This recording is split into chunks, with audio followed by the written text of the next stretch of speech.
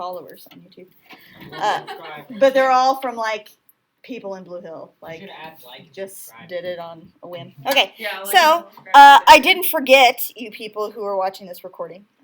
I really did. But we started talking about this stuff at the very beginning. There's my lag again. Woo.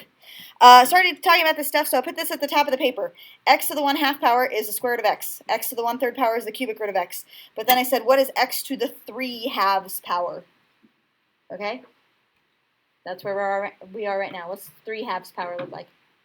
And it's not 1 point. It technically is 1.5 power, right? But like, how can I rewrite him? Okay. So the 1/2 power is the square root, right?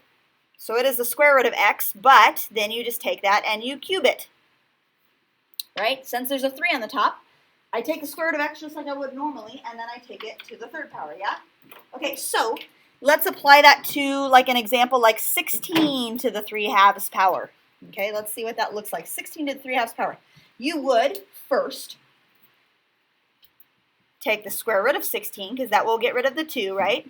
And then you will take that to the 3rd power. Okay, but what's the square root of 16? 4. 4, right? The square root of 16 comes out nicely as 4. And then I have 4 to the 3rd power, which is 4 times 4 times 4. What's that? 80. No, that's not right. That's 3 to the 4th power. It's 64. 64. That's what this guy is, okay? Let's do another one. So let's say you have like 8 to the, let's say 8 to the 5/3 power, okay? 8 to the 5/3 power. Okay, we're going to rewrite him. What will that look like?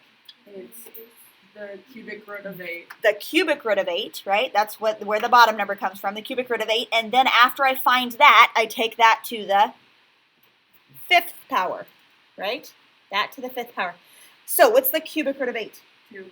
Yeah, like what times itself 3 times will give you 8? That's 2. 2 to the 5th power is 32. It's 2 times 2 times 2 times 2, 5 times 32, okay? And that's what he looks like, okay? So these exponents, don't let them confuse you. Don't let them, like, make it look really ugly, because then you can just move them around and make them really nice numbers. So those are really kind of nice, okay? So that's what we're going to be doing in this section. So in part A, this is log base 36 of x equals 3 over 2, okay? I said, I started the class by talking about a common log, because that's what we did in section 6-7. And common log we decided was log base 10, because we were dealing with just in log base 10s. That was in section 6-7. In section 6-8, we're all natural logs. Natural log. And that was log base E, which is ln. Okay?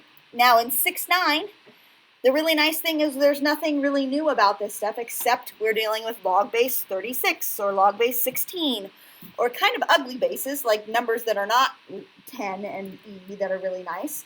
But it's the same properties that apply, okay, when you're doing any of these things, okay? So what I want to do here, when this is a log, let's switch him around and make him an exponential function. Let's try that and see what that looks like. Okay, so if you make him an exponential function, he'll be 36 to the 3/2 power equals x. And then basically what I have to do is I have to simplify this guy, which we kind of practiced up at the top here, okay? The 3/2 power is going to be the square root of 36. That's what the 2 does. And the 3 becomes your exponent. Okay? So the square root of 36, what's that? 6. So this is just basically 6 to the 3rd power, which is 216. There he is. Okay? Good, good?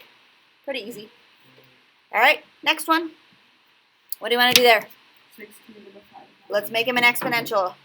Okay, 16 is my base to the 5/2 power equals x. Then I just have to simplify him. Right? So this is the square root of 16 to the 5th power. Right?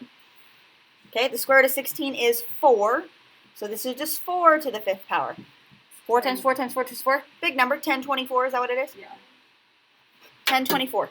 Okay? These are really fast and easy. Is this all should be pretty fast and easy. Or is there more Basically. Some of them get like this next one down below.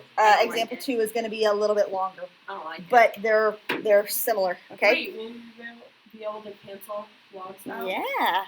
Okay, so in this next one, example 2, because they are both log-based 2's, can you cancel those log 2's out? Okay, now, you cannot cancel those log 2's out, okay? What? For example, if, let's say I had a 2 in front here. If I had a 2 in front there, you don't need to write that in there, but what would I need to do with the 2 first? Move it. I would have to move it like to the back of the 3x, right? Move it back here, and then I would be allowed to cancel. But since there's no 2 in front of there, now I can just cancel the logs and set them equal, yeah? Okay? But if there's a number in front, keep in mind that you would have to move him to the back, so all I have right now is x squared minus 4x equals, or x squared minus 4 equals 3x, okay?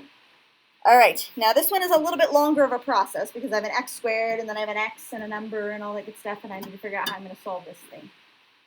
Move it all to the same side and make it a simple trinomial. That's exactly what I would do. Yep, move it all to the same side. So I'm going to subtract the 3x over here, okay? So on the right side, I just have 0, right? And then what's the left side going to make? Like, what's all? X squared minus 3x minus 4. Okay, minus 3x minus 4. Yeah, good? Are we good? Everybody else? Okay. All right, that's a simple trinomial, so I think to myself, what can I multiply to get negative 4? But when I add them, give me negative 3. I want to write them like this. 1 and 4. Multiply to get negative 4, add to get negative 3. 4. It's 1 and 4. Okay, so 1 and 4. All right, so we've decided 1 and 4. I want them to be negative 3 when I add them. So which one has to be negative? Negative 0? Good, good? So it's x equals 4. So if I set them equal to 0, x would equal negative 1, and x would equal positive 4. Yeah, but can't you not have Okay? negative? Yes, So now, you cross it out. here's what you need to look at. Okay, when I take negative 1 and I plug it in here, negative 1 squared is going to be a positive 1, but when I subtract 4, I'm going to end up with a negative inside of here, and you cannot take logs of negative numbers, so that's going to get rid of this thing. Okay, now, not always is it true that if you get a negative number, Are we gonna have is it ones bad? like that on Okay? Yes. the- You will have ones that maybe a negative would work. So for example, let's say I got negative 1 as the answer, and what I was doing was I was taking log of x plus 3, right? Let's say that this was Okay. the original problem, Then if it and was like negative 1 was the answer, right? Okay? If I plug negative 1 in there, this would be log of 2. I can take log of 2. Even though the x was negative, right? When I plug it back in, it doesn't make anything bad for me, so we can still have it, yeah? All right, so you have to, not always are you going to cross off every negative. In fact, there's one on your homework assignment I know for sure, that's a fraction, I think, that you don't cross off because when you plug it back in, it ends up being positive. But you have to kind of check, okay? Now, not only are negatives bad, but you can't take log of 0. So if it ends up being 0 and you plug it in and it ends up being 0, you can't take log of a 0 of the number 0. Okay? So negatives are bad to take logs of, zeros are bad to take logs of. They don't work. Good, good? Okay? All right. Next. Example 3. These are inequalities. It's just the same thing, but now we're dealing with greater thans, less thans, all that good stuff. This guy, if I make him an exponential function, okay, the base is going to be 3 to the 4th is greater than x. Okay, do you know what 3 to the 4th power is? 27. No. 3 to the 4th power is 3, 3, 3, 3. Okay, this is how you do the 4th powers. You ready for this? This is the easiest way to do the 4th powers. Okay? You multiply those together and that makes 9, right? Rather than multiplying 9 by 3, right, to get 27, okay, do that one. That's 9. And then 9 times 9 is 81. That is faster and easier to do than 9 times 3 is 27 times another 3 is 81. Does that make sense? So when you have 4s, do the 2s as pairs. Okay, so this is 81. 81 is greater than x, or x is greater than, or x is, excuse me, less than 81. There he is. Good, good. If you need to flip him around, we'll just leave him like that. All right, next one. Same thing here. I want to make him an exponential function. So what's he going to look like? 4 to the third greater than or equal to x. It's 64. 64. 64 greater than or equal to x, or x is less than or equal to 64.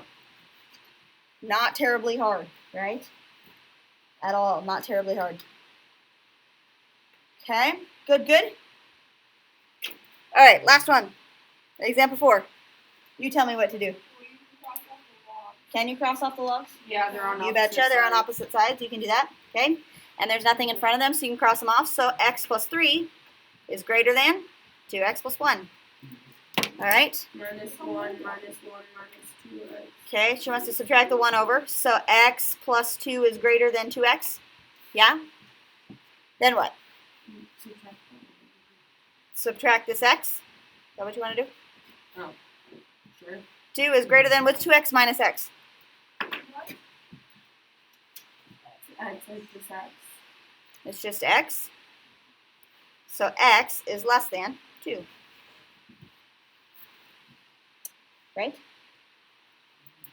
And that is it. There's no backside. How exciting is that? Okay, yay, now give us the homework. Yay, yay, yay. Okay, that's all. Hi. Everybody say bye, basketball people and whoever else needs this video. Goodbye. Bye. It's like Friday at 2:30, whatever. It's my But it's Friday. Tuesday, so